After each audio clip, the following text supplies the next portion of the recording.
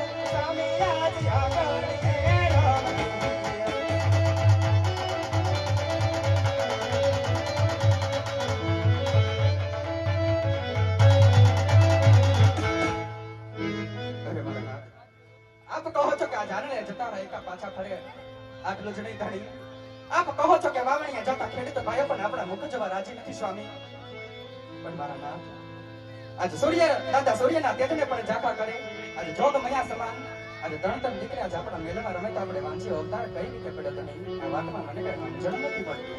સતી, એ તો હું પણ જાણું છું કે લાસા લક્ષ્મી સગુણા તણતણ જેવી દીકરી આપણા રાજની અંદર રમે છે. હા મારા નાથ, પણ સતી, દીકરી તો એક પારકા ઘરની આજ કહેવાય, આજ પરણાવું ને કાલ પોતાના સાસરે ચાલી જાય.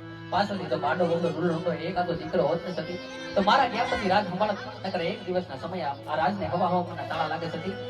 આજ મારા કાયાના કલ્યાણ કરવા માટે શિવના શરણે જાવું છે સતી, તમને જવાની રજા આપો સતી.